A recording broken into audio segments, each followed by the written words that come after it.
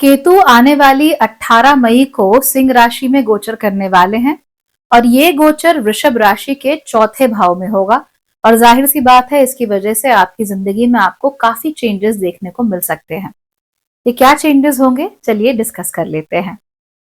सबसे पहले, आप लोग अपने घर में पैर टिका ही नहीं पाएंगे।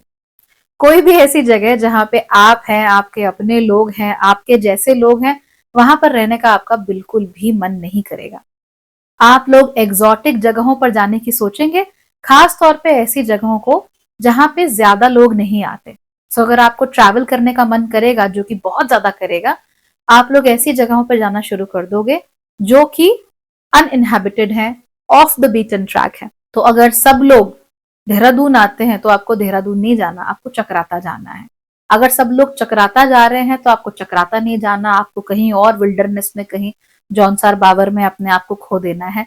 ये चीजें आपको करनी है।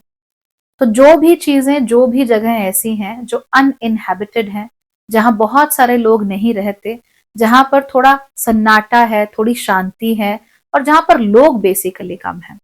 लोगों के साथ साथ हो सके तो वाइल्ड लाइफ भी नहीं होनी चाहिए। तो जंगल वंगल में आपको मजा नहीं आएगा, क्योंकि वहां बहुत सारे पेड़ होंगे, वहां बहुत सारे जानवर होंगे। You don't like that, you like wilderness. ऐसी विल्डरनेस जहां पे एक अटूट शांति हो। तो जैसे कोई बीच है, राइट, जहां पे बहुत ज्यादा लोग नहीं आते, प्रोटेक्टेड है या प्राइवेट है, आपको वहां जाना ज्यादा अच्छा लगेगा। होटल्स हैं, तो अगर आपको होटल्स में जाना है तो आप प्रेफर करोगे कि आप वीकडेज में ट्रैवल करो, ताकि वहां पे जो लोड है लोगों का वो कम रहे। बेसिकली लोगों से अब आप बहुत ज्यादा कटने की सोचोगे। हालांकि ऐसे होगा नहीं। You will now be with two many people. बहुत सारे लोग आपके टच में आएंगे, बहुत सारे लोगों के प्रति आपको काम करना पड़ेगा, बहुत सारे लोगों के साथ आपको रहना पड़ेगा, बहुत सारे लोगों से बातचीत करनी पड़ेगी, बहुत सारे लोगों से मिलना पड़ेगा बिकॉज ऑफ राहु। हालांकि ये सब होने के बावजूद भी मन आपका यही करेगा कि मैं कैसे अपने आप को पीछे पीछे पीछे ही रखूं। तो हो सकता है कि आप 5 दिन तक लगातार लोगों से मिलते रहो, मिलते रहो, मिलते रहो, परेशान हो जाओ, और फिर 2 दिन के लिए ना आपको छुट्टी चाहिए। मान लो महाराष्ट्र के किसी बिल्कुल लोनली बीच पे, जहां पे ज्यादा लोग ना आते हो, प्यारा सा एक छोटा सा कॉटेज मिल जाए, आप 2 दिन वहां पड़े रहो, कुछ करो ही ना, you just lying down, not doing anything. इस तरह की चीज हम लोगों को देखने को मिल सकती है वेरी वेरी प्रोमिनेंटली। ठीक है। सो रिमेंबर, इस समय पर इंट्रोवर्जन बहुत बढ़ रहा है आपके अंदर। आप लोग अकेले बहुत होना चाहते हो, अकेले समय बहुत बिताना चाहते हो, लेकिन राहु की डिमांड्स ऐसी होंगी कि अकेले समय ज्यादा आप लोग बिता नहीं पाओगे। तो जितना भी समय आप खींच सकते हो अपने लिए, उतने समय में you will want to be completely quite.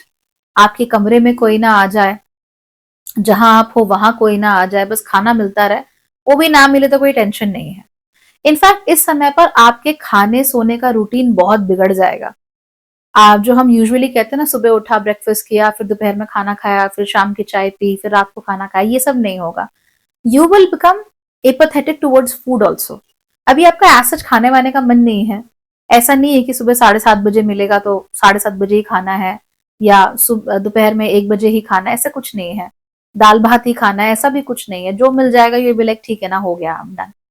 तो आपके रूटीन्स में काफी बड़ा बदलाव आप लोगों को देखने को मिल सकता है।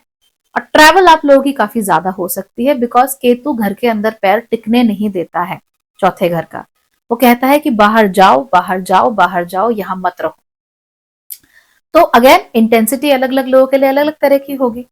कुछ लोग ऐसे भी होंगे जिनको अपने कॉन्फ्रेंसेस के लिए या ऑफिस की मीटिंग्स के लिए बहुत काम करना पड़ेगा। कुछ लोग ट्रैवलर बन जाएंगे, उनका बार बार मन करेगा कि नहीं भैया, वीकेंड पे घर नहीं बैठना है, बाहर निकलना है, बाहर जाना है, घूमना है।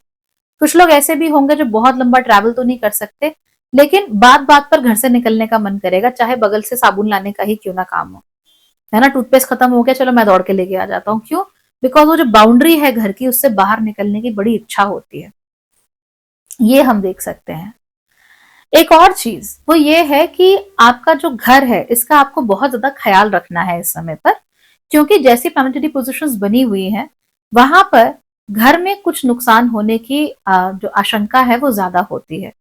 तो अभी तो गर्मियों का समय है, घर में मान लो कहीं सीलन आती है, या कोई नल खराब है, या कुछ इलेक्ट्रिसिटी का प्रॉब्लम है, कुछ भी इशू है वायरिंग का, उसको जाओ और उसको ठीक करा लो अभी से। क्योंकि अगले 1.5 साल में अगर आपने इन चीजों को, इन स्ट्रक्चरल चीजों को चेंज नहीं करवाया, तो उसकी वजह से आपके घर में आपको डैमेज देखने को मिल सकता है। ठीक है, तो आप सीलन आ रही थी दीवार में, आपने ध्यान नहीं दिया, आपने बोला अरे तो स्टोर रूम है, कोई फर्क नहीं पड़ता, छोड़ दो। कहीं ऐसा ना हो कि दीवार ही ढह जाए या कुछ और प्रॉब्लम हो जाए, तो ऐसे मत होने देना। जितना हो सके आपका जो घर है उसके एक एक इलाके को चेक करो, कहाँ पर क्या प्रॉब्लम आ रही है उसको ठीक करो। और अगले 1.5 साल में प्रॉब्लम्स बहुत ज्यादा आएंगी, घर में बार बार कुछ ना कुछ होता ही रहेगा। आप बस उसको ठीक कराते रहना। और ये याद रखना कि आपके घर में कोई बहुत बड़े बड़े छेद नहीं होने चाहिए, कहीं पर बहुत बड़े बड़े ऐसे स्पेसेस नहीं होने चाहिए जहां पर प्रॉपर प्लास्टर ना हो रखा हो। So make sure you are doing that. घर की छत में अगर आपको लगता है कि लीकेज हो रही है या कुछ और प्रॉब्लम है, तो घर की छत पे जो काम होता है ना बारिश से बचाने वाला, वो करवाओ। या आपको लग रहा है कि जगह जगह से पेंट उखड़ रहा है, प्रॉब्लम हो रही है, वेल कलेक्ट सम मनी और अपने घर में पेंट कराओ। तो अपने घर को अच्छे से आप बनाकर रखो और कोशिश करो कि कोई प्रॉब्लम घर के अंदर, स्ट्रक्चरल प्रॉब्लम खासतौर पे जो है, उसको आप ठीक करने की कोशिश जरूर करो। ठीक है, इस समय पर आप इस बात का जरूर ध्यान रखिए कि ट्रैवल क्योंकि ज्यादा हो सकता है, इसलिए आप तरह तरह के लोगों के टच में आ सकते हो। अब अलग अलग तरह के लोगों के टच में आओगे, नए नए तरह के लोगों के टच में आओगे जो आपके जैसे दिखते नहीं, आपके जैसा खाते नहीं, आपके जैसा बोलते नहीं, तब भी आपको थोड़ा सा आइसोलेशन जरूर महसूस हो सकता है। आपको लगेगा कि यार मैं क्या हो रहा है, मुझे अपने लोगों की जरूरत है। बट जो मन है वो अपने लोगों के साथ फिर भी नहीं मानेगा, वहां पर फिर भी खुश नहीं होगा। इसीलिए बेहतर यही है कि फिलहाल आप नई चीजों पर, नई जगहों पर और नए लोगों पर ध्यान दीजिए। इस समय पर आप लोग अगर करियर में कोई प्रगति करना चाहते हैं, बाहर जाना चाहते हैं, कोई आप नया अपने जॉब में कुछ करना चाहते हैं, अगले 1.5 साल में आप किसी पोजीशन के लिए या किसी प्रमोशन के लिए अगर काम करना चाहते हैं, तो उसके लिए समय बहुत अच्छा है, बहुत अच्छे से आप ये काम कर सकते हो। इसके साथ साथ ही अगर आप लोग अपने जो लिविंग स्पेस है, अगर आप उसमें मिनिमलिज्म ले आओगे, तो आपके लिए और भी बेहतर होने लगेंगी चीजें। तो जो क्लटर आपके घर में है ना, उस क्लटर को उठा के आप थोड़ा कम करने की कोशिश करो।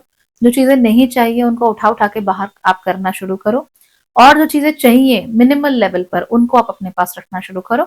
और आप नोट करोगे कि धीमे धीमे करके आपकी लाइफ काफी सुगम होती जा रही है, काफी इजी होती चली जा रही है।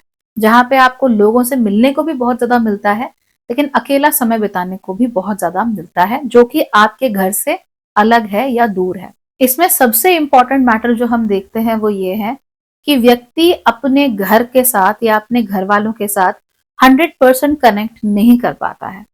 तो मान लीजिए अगर कोई महाराष्ट्रियन है, वो कहे कि I am a Maratha person, हम मराठी हैं, हम ऐसे करते हैं। तो जिसका केतु में चौथे घर में गोचर हो रहा है, जैसे वृषभ राशि का है, वो बाहर से तो बोल लेगा शायद, बट अंदर से उसको मालूम नहीं कि एग्जैक्टली मराठा होने का मतलब क्या है। ठीक वैसे ही कोई पंजाब से है, वो कहेगा अरे मैं तो गबरू पंजाबी हूँ। वो भी शायद बोल तो लेगा, पर उसको समझ नहीं आएगा कि गबरू पंजाबी होने का मतलब क्या होता है, what does it Intel, what do you mean when you से गबरू पंजाबी। तो इस तरह की चीजें उसको समझ में नहीं आएंगी कि हमारा एग्जैक्टली जो कल्चर है वो क्या कहना चाह रहा है, उसका मीनिंग क्या है, वो रिप्रेजेंट क्या करना चाहता है। ये बहुत इजीली समझ में नहीं आता है। इनफैक्ट कहीं ना कहीं उससे डिस्कनेक्शन होता रहता है, क्योंकि आप इतने सारे लोगों के टच में आओगे, वो भी एग्जॉटिक लोगों के टच में आओगे, that you will start seeing कि ओ अच्छा, हो सकता है मेरे यहाँ ये प्रॉब्लम है, right. Probably when we say this person or this community or that community, it doesn't mean much. या फिर हो सकता है कि उन्हें दिखने लगे कि जब हम अपने आप को किसी पर्टिकुलर कम्युनिटी के साथ जोड़ के देखते हैं तो वहां पर कुछ टॉक्सिसिटी है, तो आप वो जो कम्युनिटी से आपका कनेक्शन है वो काफी हद तक तोड़ेगा। और वो जो कम्युनिटी से कनेक्शन टूटेगा ना, you will not feel very good. For instance, you are very proud of being an Indian अभी तक, हाँ मैं इंडियन हूँ, India is the best, this that, हमारा कल्चर, हमारी भाषा, हमारा ये। And then you go to other cultures and your like okay wait, यहाँ पे भी कल्चर है ना। बाकी दुनिया कल्चर से हीन नहीं है, यहाँ भी कल्चर है, यहाँ भी म्यूजिक है, यहाँ भी सॉन्ग्स हैं, यहाँ भी चीजें हैं जो शायद 5,000 साल से ज्यादा पुरानी है। And you see them, you will like wow, this is amazing. तो वो जो होम कल्चर को लेकर एक प्राइड होता है ना, गर्व, वो गर्व वाली भावना कहीं ना कहीं कम होने वाली है। You'll be like okay, I understand, दुनिया में बहुत कुछ है देखने के लिए, दुनिया में बहुत कुछ है करने के लिए, और हम ही नहीं है, हमारे अलावा भी बहुत कुछ है। तो ऐसा नहीं कि आपने अपने होम कल्चर को बाय बाय कर दिया, आपने कहा कि नहीं यहाँ तो फालतू है, ऐसे ही है, ऐसा कुछ नहीं है। But most likely you will see कि दुनिया में और भी बहुत सारी चीजें हैं, और वो भी उतनी ही रिस्पेक्ट के लायक हैं जितना कि हम और हमारा होम कल्चर, और दूसरों के जीने का तरीका भी उतना ही वैलिड है जितना कि हम और हमारा खुद का जीने का तरीका। एंड यू विल रियलाइज कि फॉल्ट्स हर किसी में है। मेरे कल्चर में भी फॉल्ट है, मेरी कम्युनिटी में भी फॉल्ट है, लोगों की कम्युनिटी में भी फॉल्ट है। चाहे उनका जीने का तरीका हमसे एकदम ही 180 डिग्री अलग क्यों ना हो, उसके बावजूद भी इट इज वैलिड। एंड हमारा जो तरीका है it is valid. Both are equally right and both are equally wrong. ये चीजें आपको अगले 1.5 साल में देखने को मिलेंगी, तो तैयार हो जाइए। You're in for the shock of your life, but अच्छा रहेगा ओवरऑल, आपकी पर्सनालिटी में अच्छे चेंजेस आएंगे। ऑल राइट, फिर भी कोई समस्या होगी, come and talk to me, will sort it out. Okay then, bye bye, take care.